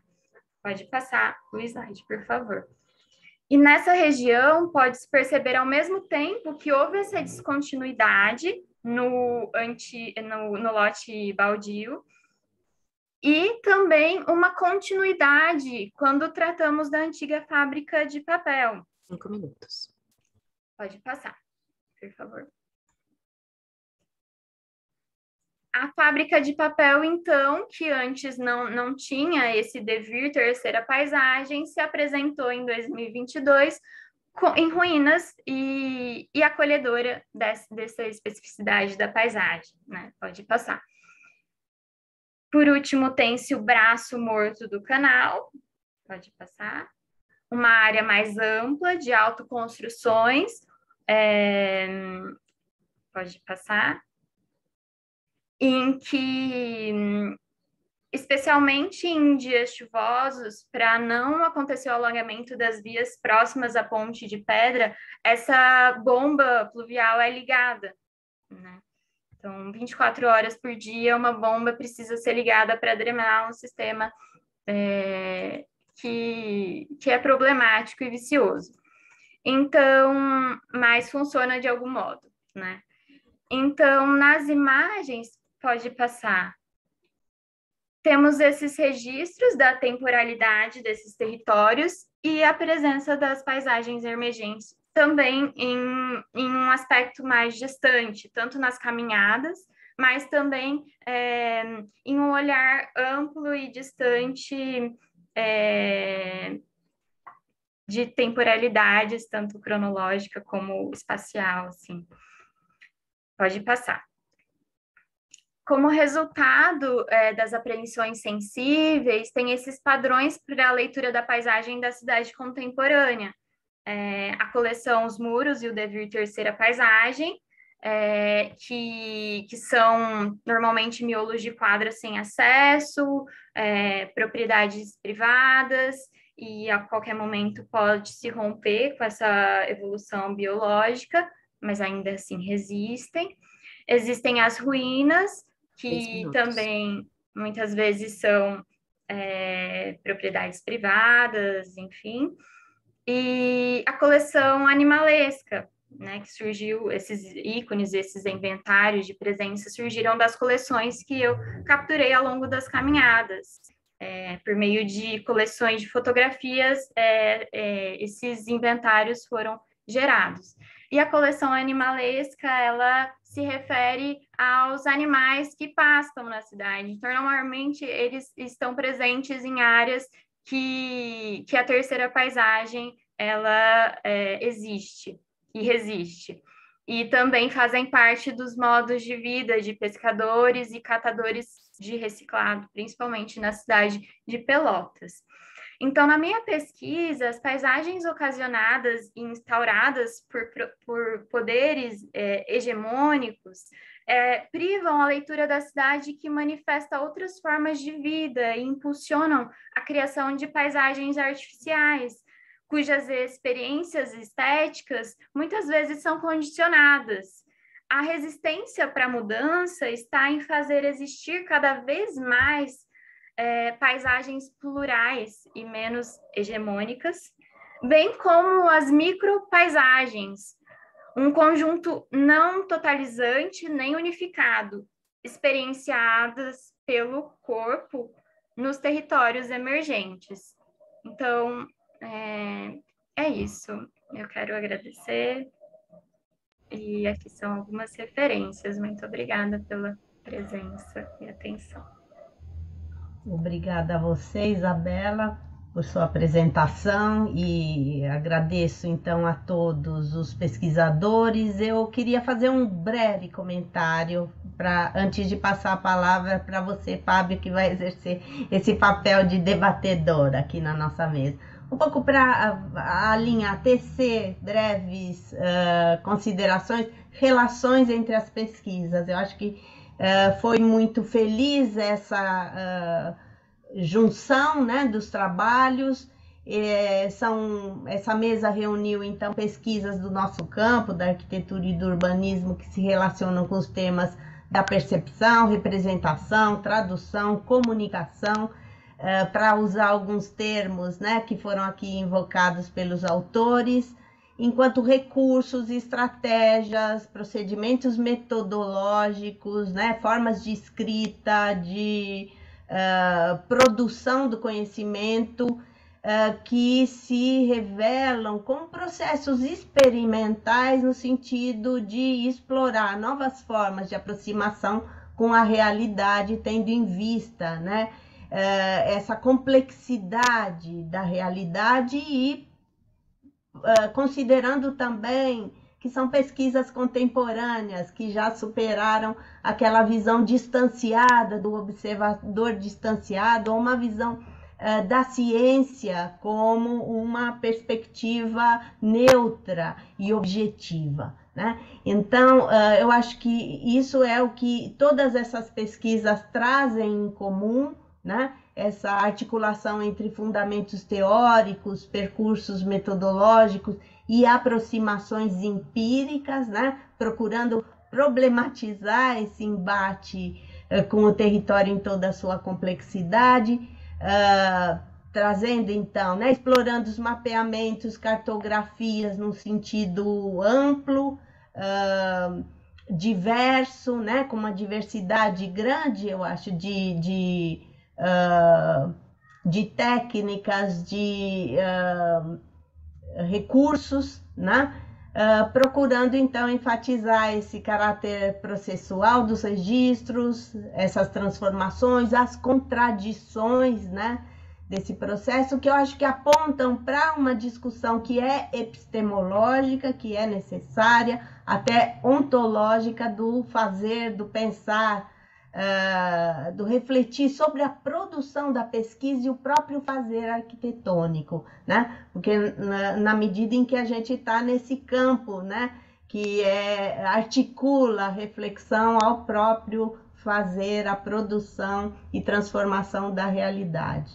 Era isso que eu queria dizer, passando já a palavra para você, Fábio. Obrigada.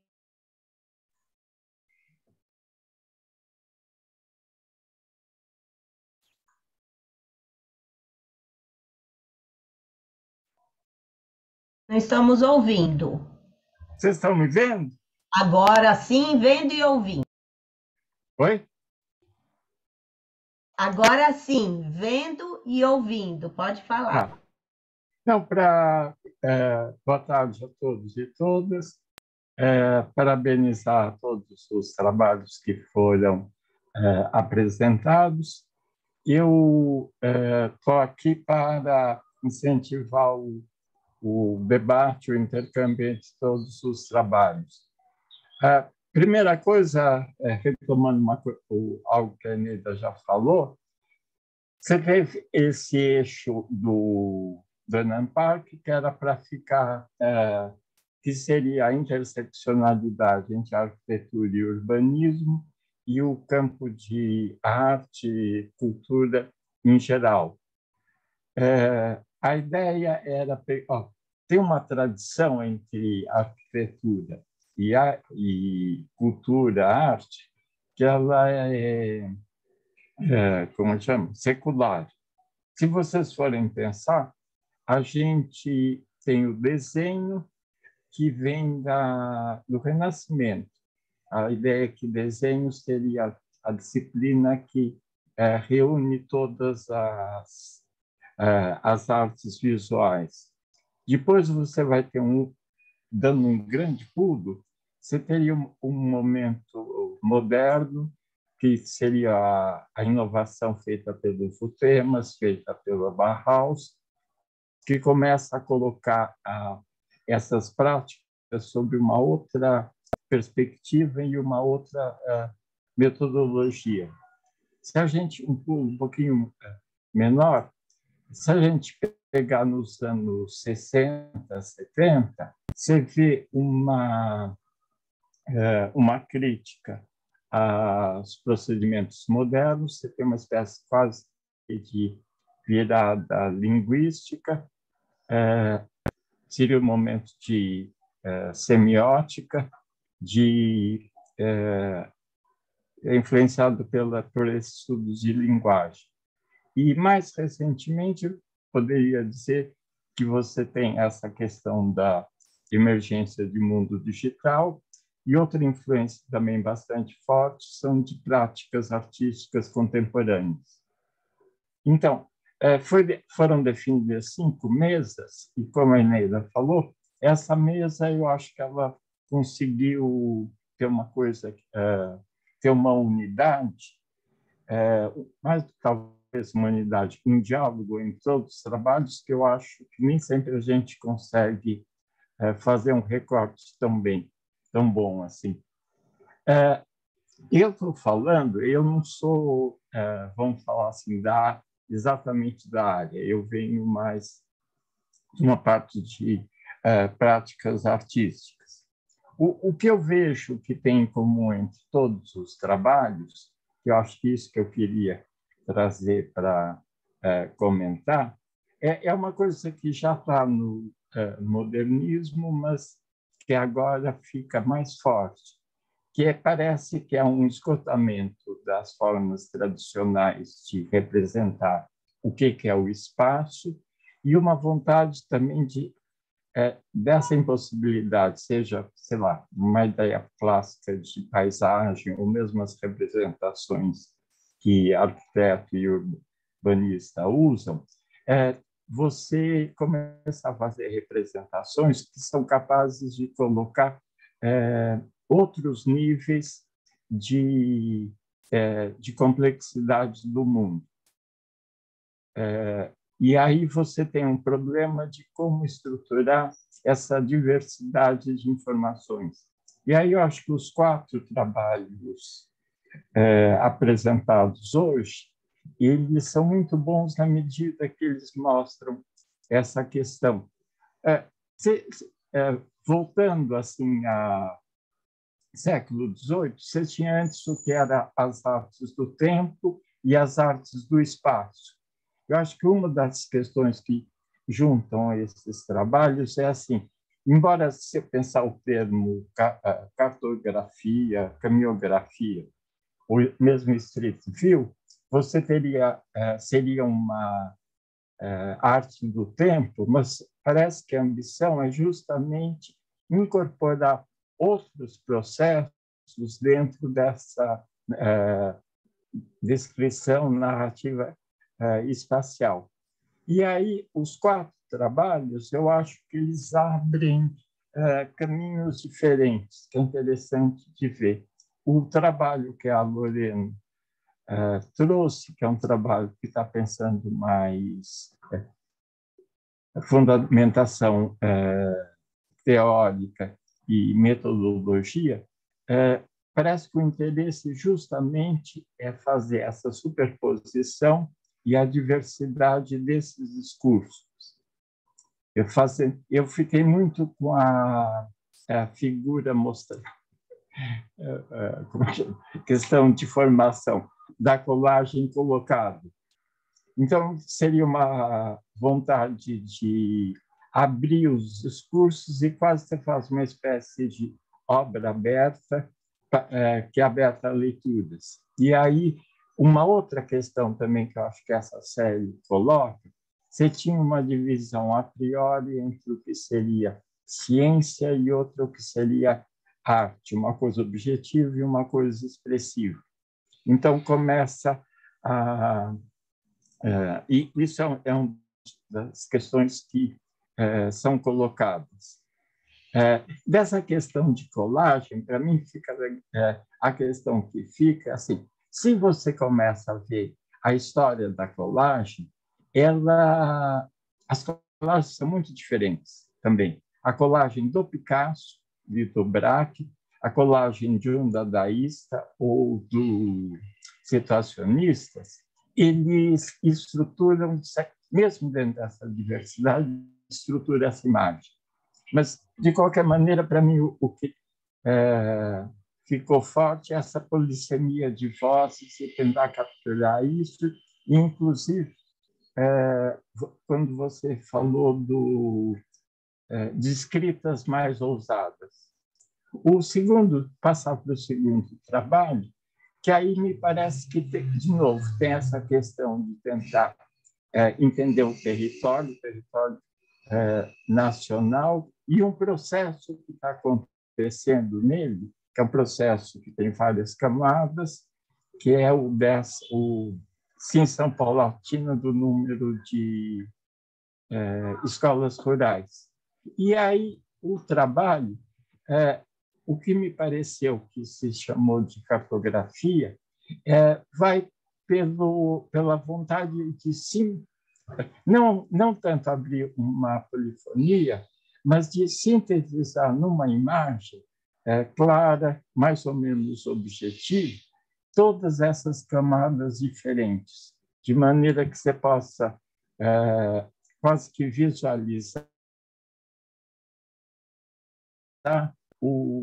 as questões que foram colocadas antes. O terceiro trabalho, que é sobre o Street View, de certa maneira eu achei gozado assim. Num primeiro momento, ele engana porque, em vez de falar da representação, ele acaba falando do dispositivo que cria essa representação e chega quase que a entender isso. É uma corporação, tentar entender a relação entre esse dispositivo e o sujeito, tá? E a questão quase que a crise do que a gente está entendendo desse sujeito. Você teria a contraposição de Flaner com a contraposição desse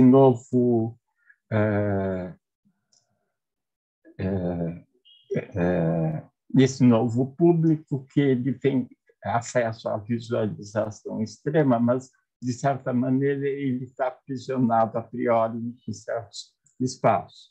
Mas, de repente, no final, aparece a citação de alguns artistas que seria quase aquela coisa de usar o aparelho a contrapelo. Você utilizar não para que ele foi projetado, desenhado, mas pensar a arte como uma maneira de ou fazer a crítica dele, ou desse dispositivo, ou pelo menos pensar que ele abre para novas possibilidades. E aí, de novo, parece mais do que tentar fechar nesses vídeos ou nessa citação, teria a vontade de abrir para uma leitura mais aberta. Tá? E, por último, seria o trabalho das caminhografias, e que mais ou menos é essa questão de pegar um leito de rio que foi encoberto, quase que fazer uma espécie de arqueologia urbana e redescobrir ele. Mas, mais do que isso, parece que essa questão de tentar percorrer um território, ver de novo as várias camadas que constituem esse território e tentar dar uma representação a essa diversidade. E não sei, eu não tinha visto isso antes, mas tem, inclusive, a questão de tentar sintetizar, até com uma espécie de símbolo visual, o que seria essa diversidade, de novo, indo em direção à síntese. Então, primeiro, pedir desculpas por ter atropelado todos os trabalhos, possivelmente. Tem muito mais coisa em cada trabalho do que eu falei, mas é meio para plantar um pouco essa pergunta, que ficou assim, nessa... como é que chama? Nesse mostruário que a gente acabou de ver, qual que é o sentido que vocês estão encontrando para essas novas práticas? E qual que é como é que chama? O que tipo de leitura, interpretação que surgem delas? Então, eu abro a palavra para o público. Obrigado.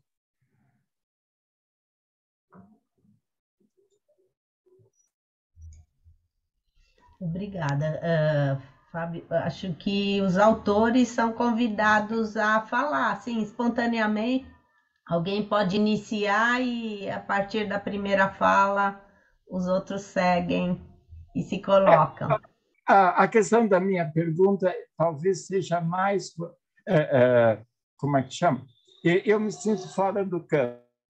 É mais as pessoas que são do campo comentarem o trabalho que viram e como viram. Eu peguei uma entrada, tá? Na verdade... Ótimo. E eu acho que a deixa que você nos coloca, ela possibilita o diálogo, porque agora não é mais falar da sua pesquisa, mas aproximar e dialogar com os outros, né, pesquisadores. Eu acho que eu entendi dessa maneira esse convite.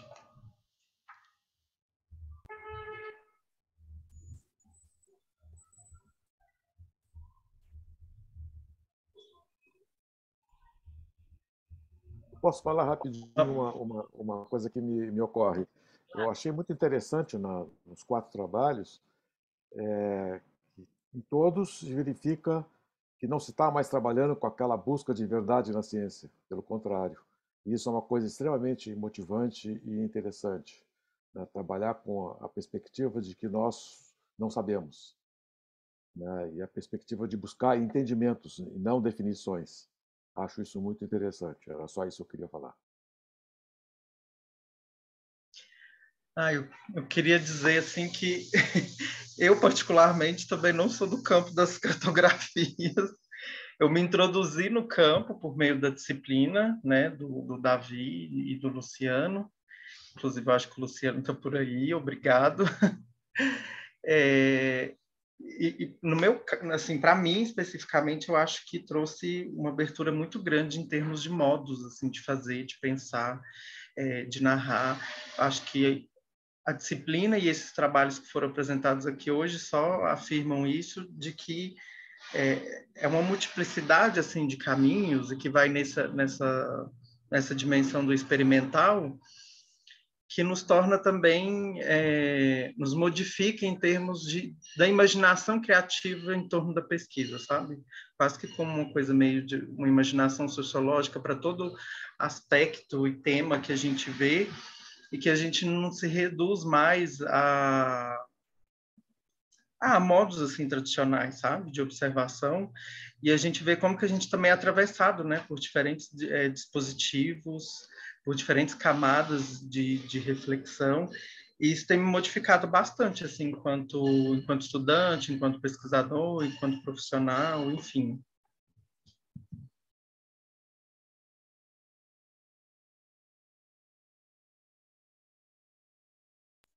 Obrigado. Esperando. Vera, você tem a palavra. Você pediu a palavra. Por favor, Vera Tanga. Obrigada.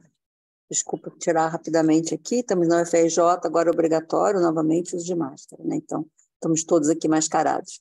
Então, eu queria primeiro cumprimentar os trabalhos, né? E, claro, a riqueza, a propriedade, principalmente pela sensibilidade. Acho que o Paulo apontou a questão, né, de não buscar verdades, e eu destacaria buscar a sensibilidade, o afeto, uma outra forma, né, de entendimento das paisagens e dos territórios. Eu trabalho bastante com geoprocessamento, né, eu trabalho intensivamente com mapeamento em geoprocessamento de tecidos, de espaços livres, enfim, mas meu projeto CNPq hoje confronta essas técnicas com outras, né, com outras formas de cartografar. Então, todos os trabalhos vão me ajudar muito também a entender essas diversas formas, acho que estão tantas e são diversas, né, que eu acho que é um grande ganho mesmo a diversidade de olhares e, principalmente, o aprofundamento, a sensibilidade que eu acho que cada um de vocês está colocando nos seus trabalhos, né? Então, no fundo, é um pouco, veio estar muito contente de ver, e principalmente áreas muito diferentes, cidades distintas, né? Temas muito distintos. Então, como a aplicabilidade, né, desses trabalhos que a gente está, objetos são distintos, mas também que podem, de uma maneira ou de outra, nos ajudar também aos nossos próprios objetos de análise, né? Então, queria, na verdade, só um comentário, não uma pergunta específica, acho que a pergunta o colega já colocou para vocês, né? Aí eu ficava com o PET, aí o pessoal respondia, mas eu não sei se é para responder, né? Eu acho que é para observar mesmo. Adeneida, obrigada. E, principalmente, parabéns a todos os trabalhos que foram apresentados. Parabéns para vocês também pela orientação à pesquisa da Lorena e estarem presentes aqui, né, para acompanhar a discussão. Alguém mais? Luciano ou Isabela Maricato? Eu queria fazer um comentário também, agradecer. E fiquei muito feliz, né, na hora de ler os títulos ali. Eu já conheço a Isa, né, a gente já tive a formação na UFPEL também, e foi muito bom ver o título desses trabalhos e quanto eles se interrelacionam. E eu acho que agora, na apresentação, foi melhor. E um dos pontos que, além dos que vocês já comentaram, é a interdisciplinaridade, né? Como em cada trabalho, e isso dentro das ciências sociais aplicadas, cada vez mais tem sido potente. Então, todos, né? Chamaram atores da filosofia, da sociologia, enfim, a Isa trouxe aqui também, né? Filósofos, e também pessoal da biologia, de outros campos que está nos ajudando, né? Porque falar de cidade é muito complexo, então a gente tem que chamar outros campos também. Então, isso foi muito potente em cada um dos trabalhos. E da associação também com a tecnologia, né? Então, o trabalho do Ricardo e do pessoal, né, do Street View, achei interessantíssimo, porque é algo também que eu fiquei pensando, né, se eles quiserem responder ou não, que é muito difícil, né? Essa questão da representação que está no meu trabalho e está no de todo mundo é algo que a gente tem que começar a pensar, né, a criticar. E aí eu fiquei pensando, né, vocês mostraram nesse impacto que tem que o Street View, por exemplo, não alcança alguma. E aí eu fiquei pensando assim, será que eles querem serem representados? Em que ponto também isso pode ser bom ou ruim? E aí eu fiquei pensando também no tempo, que o Street View nos ajuda muito. A Isa até colocou no trabalho dela, né, uma imagem do Street View antiga, e agora a gente tem uma fotografia do novo. Então, quanto ele nos ajuda nesse registro da transformação urbana, né? E aí eu não sei se vocês querem falar mais um pouquinho disso, se vocês avaliaram também esse potencial do Street View do tempo, e essa crítica, né, que vocês também colocaram, e a gente se pergunta, né, nesses espaços, o quão eles querem ser representados, mostrados ou não, o quão pode ser perigoso também eles aparecerem ou não para essas pessoas. E, enfim, eu adorei muito o trabalho de todo mundo, gente. E o do Maicon e da Isabela eu achei incrível. Fiquei muito curiosa com o nome, cartografia, inconclusas, né, que vocês usaram, nunca tinha ouvido esse termo, achei interessante, e no final vocês geram uma rede, né, e eu fiquei pensando assim, gente, a teoria da rede está ali, pimpando para vocês também, né, porque foi muito interessante o processo que vocês construíram, essa cartografia trouxe vários elementos, e como é que a gente trabalha com isso, né, eu acho que é o grande desafio. Obrigada, gente, era isso. Posso te fazer uma pergunta? Antes deles responderem, gostaria muito de você fazer a pergunta. No meio, você apresenta uma colagem só. Tem mais colagens no teu trabalho? Não, nesse artigo não.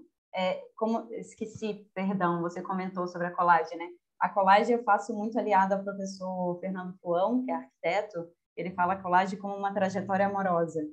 E eu me inspiro na colagem mais como um processo, e não como a imagem no produto final, né? Que é o que eu digo. Então, esse recorte que eu fui lendo cada tese e aquelas imagens que me afetaram de alguma forma, mas que tinha essa representatividade, eu recortei E elas depois têm a dança, né, dessas figuras, e elas se formaram assim essa colagem. Eu acho que quando ela se fixa, ela perde um pouco essa força, né, do processo em si. Mas nesse artigo foi feita somente uma colagem, que eu queria ter uma outra forma de representar o que está sendo pesquisado, né, nessas últimas teses. Mas a minha dissertação, por exemplo, de mestrado, eu tenho várias colagens, então é um dos artifícios e dispositivos que tem me ajudado. Isso. Obrigado. Obrigada, Lorena. Luciano, quer falar? Boa tarde a todos. É um prazer estar aqui com vocês, tá? E estar participando dessa mesa aí, que ela traz questões bastante instigantes, né?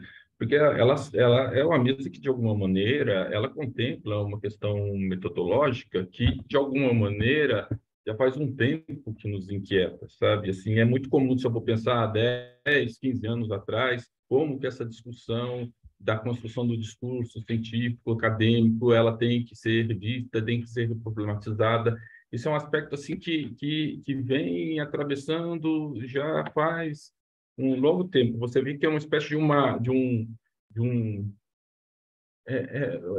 exigência. Parece que por um lado é uma espécie de uma exigência de uma própria relação entre a produção de conhecimento científico e a realidade. E, por outro lado, quase como uma reivindicação mesmo, sabe? Das pessoas no que diz respeito a modos de construção desse fazer reflexivo.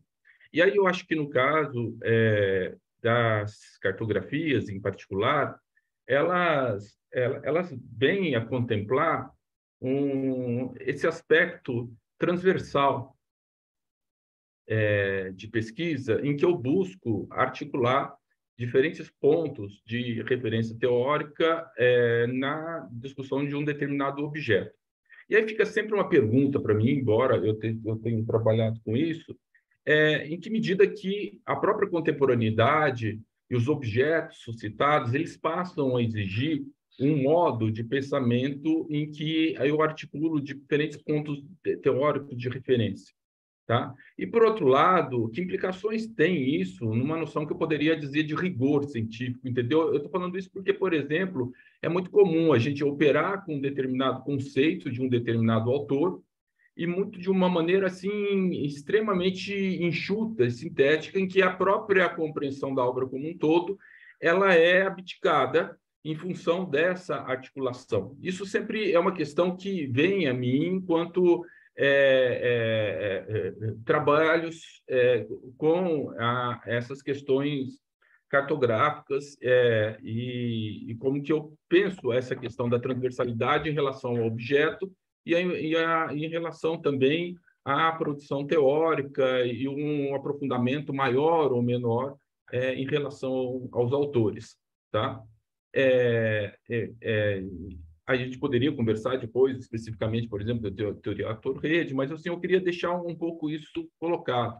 Outro aspecto que eu queria destacar é que eu não sei se eu estou um pouco mal informado, assim, que eu, apesar de eu não ter visto a sua primeira apresentação, no caso da Lorena, a forma de mapeamento que você levanta, que você faz das teses, com relação à questão da escrita, eu acho assim, algo extremamente valioso, entende?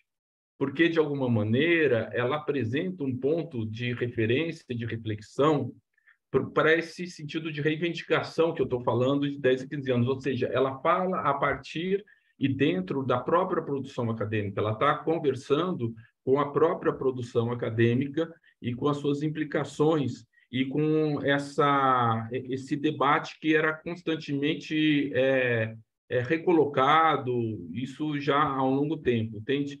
Então, porque você vai ter alguns textos, né, que a gente sabe que vai questionar essa noção de escrita, entre eles o próprio Adorno, na hora que ele vai pensar um ensaio como forma, tá? E entre os outros mas assim, a sistematização desses escritos e, ao mesmo tempo, a reflexão sobre o modo de escrita é uma coisa assim que é importante, inclusive, para dar suporte a outras opções de construção textual, de elaboração de pesquisa e também em diálogo com a própria noção de cartografia, e se essa cartografia ela exige uma forma de escrita que é diferente de uma maneira mais linear, tá? Então, eu estou colocando isso não enquanto convicções definitivas, entende? Mas como um modo como eu percebo que o campo vem se reestruturando e repensando, né? Ao longo desses momentos. E a cartografia, de alguma maneira, ela participa diretamente dessa reformulação e revisão desses processos, tá? E aí eu queria deixar parabéns aqui a todos os que apresentaram, né? Tem também os meus 2 orientandos aí que apresentou, né? Parabéns a eles também, né? E a todos os outros demais aqui. Eu fico muito contente de estar participando dessa mesa. Dá licença. Estefânia. Boa tarde a todos e todas. Vou tentar ser breve também. Achei riquíssima a mesa. Dificilmente a gente tem uma forma linear onde a gente consegue colocar várias relações entre as pesquisas. Acho que estamos todos lidando com o território, que é esse campo de forças que o Maicon colocou, né? Esses instrumentos que a gente apresentou são formas de percepções que a gente pode analisar. E como a Lorena trouxe também as questões de nossas teses e dissertações, mas também para além de escrever brilhantes teses e dissertações, a gente também trazer um pouco dessa perspectiva que o Paulo colocou, né? Não mais tão positivista, mas a gente de fato tentar entender a verdade sobre esses territórios e a gente também cuidar da devolutiva para a sociedade, né? E não ficarmos falando apenas entre pesquisadores, porque acho que a gente está lidando muitas vezes com assimetrias de poderes que a gente tem que buscar realmente dar respostas e contribuir com a sociedade através das nossas pesquisas. Eu achei que isso também é uma forma de olhar todas as apresentações que tivemos hoje, assim, cada um com esses novos instrumentos, tentando olhar para o que a gente está produzindo na Academia da Arquitetura e do Urbanismo. Parabéns para todo mundo.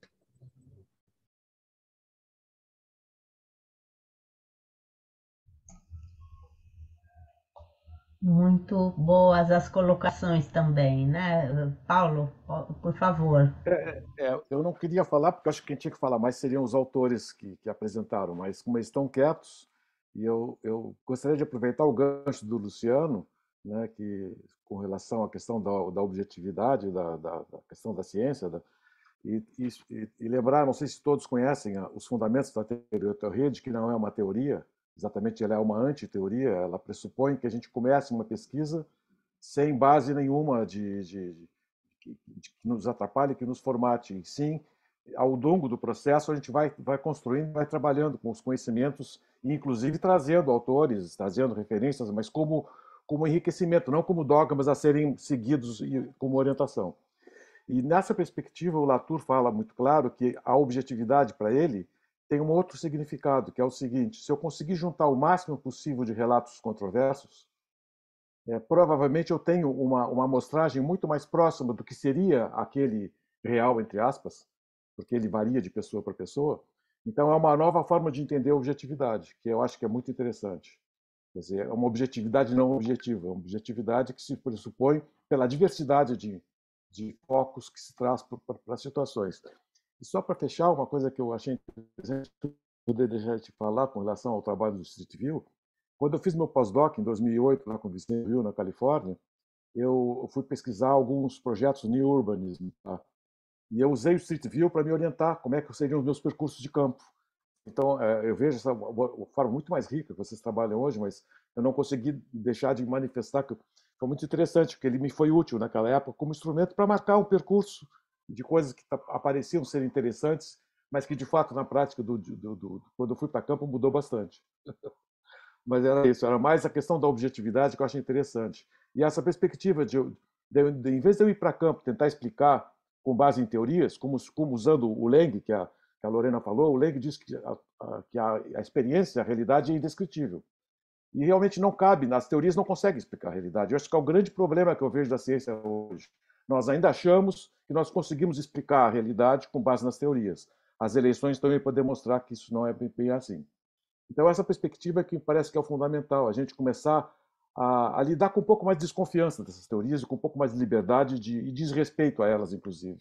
Brincar com elas, trabalhar com, como diz o Veríssimo, um gigolô das palavras. Ele tem um texto ótimo sobre isso, que ele foi entrevistado por alunos sobre gramática. Ele disse, olha, eu não sou um gramático, eu sou um gigolô, faço coisas domináveis com a gramática para comunicar. Eu acho que a gente tem que começar a fazer isso com as teorias. O Latour deu um bom sinal para isso, ele e seus autores. Desculpem se eu falei demais. Deixa eu... Desculpa. Não, me veio uma ideia agora. É o seguinte, sobre colagem, fazer a colagem, a gente começa a pegar elementos. O legal que eu acho da colagem é que ela o material dela faz referência ao mundo exterior e ele cria um mundo de relações interior à obra. E aí a gente vai lidando com isso, fazendo combinatórias. E aí, em que ponto que a gente acha que uma colagem está pronta ou satisfatória?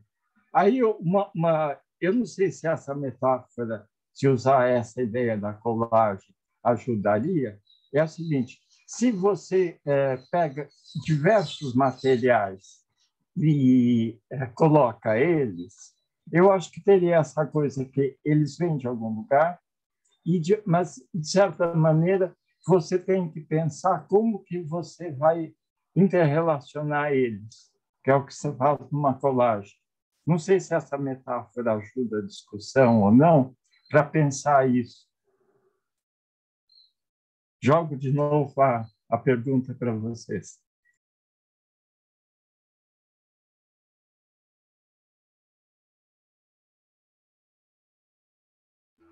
Eu queria comentar, não sobre isso, Fábio, desculpa cortar a sua linha, mas era sobre o que a Stefânia comentou a respeito dessa questão de dar uma devolutiva para a sociedade, né? Porque é algo que ficou muito na minha cabeça no decorrer da pesquisa. Eu que sou da graduação, não estou fazendo nenhuma pós-graduação no momento, me enriqueceu tanto essa discussão, aprendi tanta coisa, tanto discurso, e a vontade que a gente tem é de que tudo que a gente aprende, todo mundo aprenda também, né? Com coisas muito legais, muito, assim, enriquecedoras.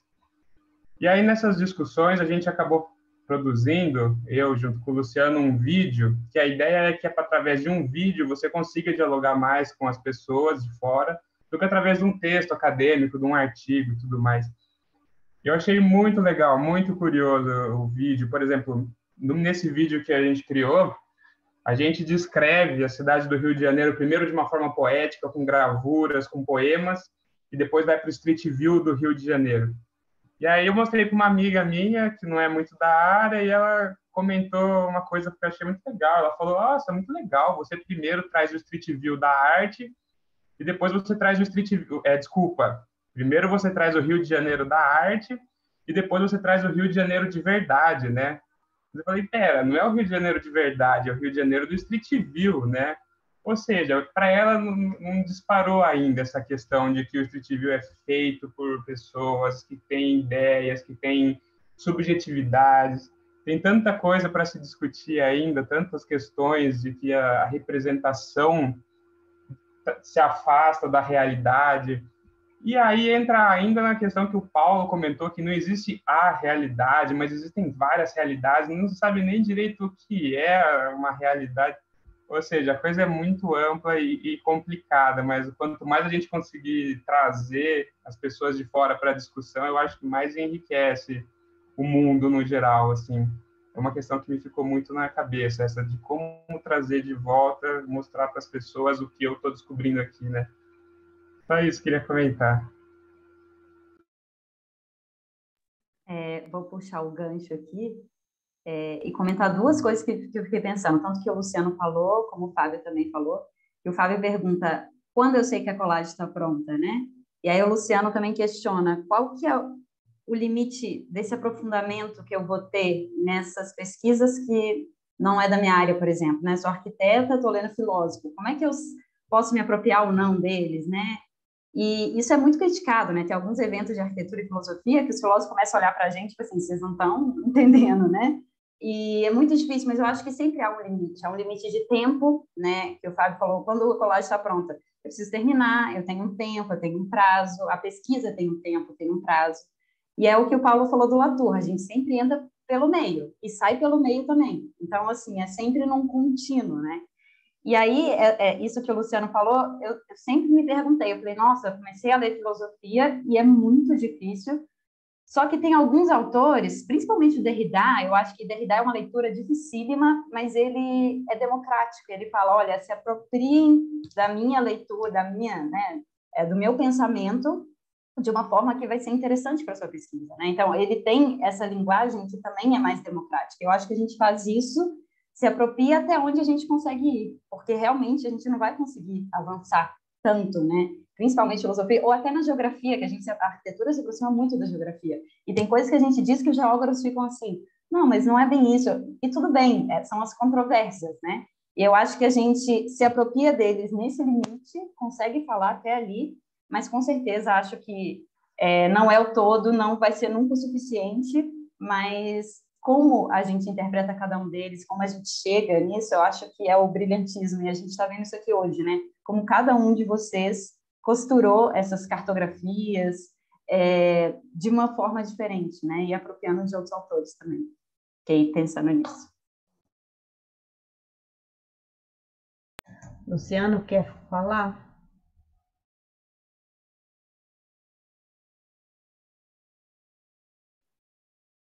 No momento não tenho. Eu gostaria mais perguntar aos demais participantes aí as colocações. A gente tem uma sala que está bastante com a presença ampla e eu gostaria muito de ouvir as percepções e a interpretação disso, tá?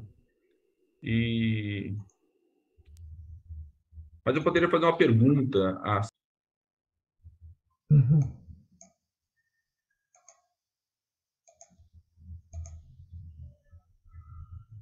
Ô, Luciano, seu áudio fechou enquanto estava falando.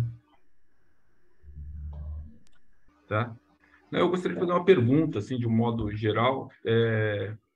Considerando que muitos de nós aqui, ou poucos de nós, temos mais de 50 anos, tá?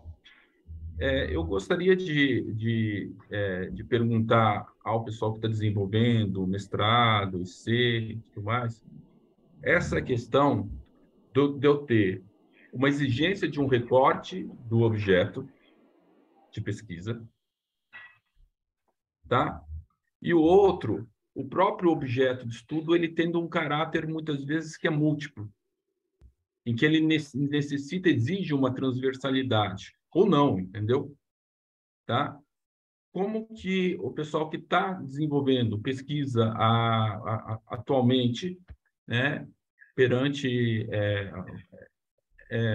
uma outra configuração, tanto de pensamento científico quanto de transformação social, principalmente a partir das mídias digitais agora, vem, eu posso falar numa exigência do objeto de estudo que está associado às condições históricas que a gente vive, tá? Em que medida a noção de recorte facilita ou não isso? Ficou claro? Espero que sim. É o pessoal mais novo, hein, gente? Eu não sei se eu vou conseguir te responder, mas em relação ao nosso trabalho, eu acho que a potência dele é o recorte que já está feito, que é o território nacional, sabe? Porque eu acho que essa escala e a complexidade das camadas que estão ali, parece que elas têm mais potência, elas se tornam, assim, elas têm mais sentido na escala do território, porque isso está conectado, assim, de alguma forma mesmo, em todo o território como dinâmica. Eu digo isso porque a gente fez muito mais do que a gente colocou na linha do tempo, na cronocartografia. No link, por exemplo, para o Miro, lá já tem inserido mapas, gráficos que a gente produziu para auxiliar nessas leituras, Mas logo no final do trabalho, uma amiga minha, ela pegou toda a base de dados, que é do microcenso, né, que sai da educação todo ano. Ela pegou desde 2011 até 2021, e a gente conseguiu reformular essa base conforme hierarquias assim de informações que a gente tinha de necessidade, mas assim abarcando todos os dados mesmo. Então a gente tem a organização dessa base conforme regiões, a dependência que essas escolas têm no nível institucional, recortes de raça, de gênero, enfim, né? E a gente foi vendo assim que as possibilidades de resultados, elas geram várias contradições assim, e que nem sempre é o que a gente imaginava, né? Por exemplo, na região norte, né, onde a gente tem uma das maiores fronteiras ali de expansão do agro. A gente não sabe, mas o número é muito pouco de escolas fechadas naquela região, né? Por outro lado, a gente também sabe que é um território de ocupação muito mais recente, comparado a outras regiões, né, do país. Então, a gente não sabe se se dá em função dessa temporalidade da ocupação, ou porque, conforme alguns relatos que a gente viu de entrevistas, há um apadrinhamento das próprias empresas da agroindústria com as escolas, né? Por outro lado, a gente começou a ranquear alguns municípios, né, por meio dessa base de dados, e os municípios com maior número, né, de fechamento, e alguns deles estão nessas áreas, né, que até então, na escala regional não tem um grande número, mas existe um município ali que eleva aquele número lá para cima, né? Outros municípios estão assim inseridos, por exemplo, naquele arco do desmatamento, né, que ficou muito famoso agora, né, pós-eleição, nas regiões ali de expansão da fronteira agrícola, enfim. Acho que a potência do nosso trabalho, acho que se mantém assim, sabe, nesse recorte do território. Foi só um exercício inicial, experimental.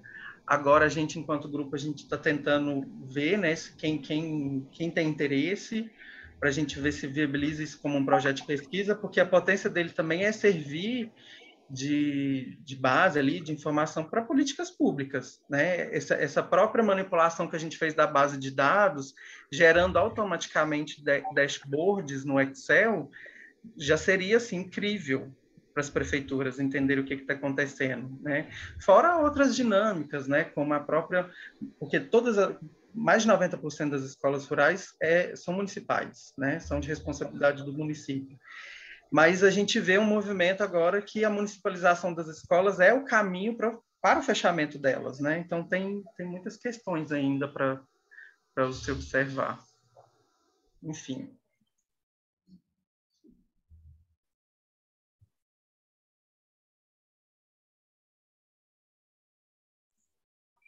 Está fechado o microfone, Eneida. Está fechado o microfone, seu. Sim, eu acho que eu já estou me autocensurando, porque nosso tempo está se esgotando aqui. Só gostaria de cumprimentar todos os pesquisadores. A mesa foi instigante, as discussões ainda mais, né? Essa relação que se estabeleceu entre os trabalhos, eu acho que foi muito rica. Enfim, se alguém quiser falar uma última palavrinha nesse último minuto, fique à vontade.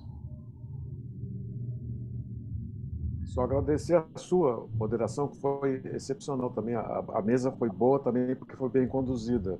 Você e o Fábio também foram bastante importantes. Provocadores e interessantes, né? Não, eu digo, na verdade, também, as minhas palavras do Paulo, queria agradecer, uma linha muito bacana de sessão, a costura entre elas foi muito bem feita por vocês, e é belíssimo, né? Acho que os trabalhos são de uma riqueza e uma reflexão, né? Acho que estamos encontrando aí caminhos diferentes, né? Para os nossos campos, né? Enfim, então, queria bastante agradecer e, enfim, de novo, a moderação e a interlocução com vocês. Obrigada, foi um prazer, uma ótima surpresa estar aqui com vocês também. Um minuto temos. Queria voltar a parabenizar os trabalhos apresentados e eu acho que foi uma sessão super interessante assim, de diálogo. Agradecer a oportunidade.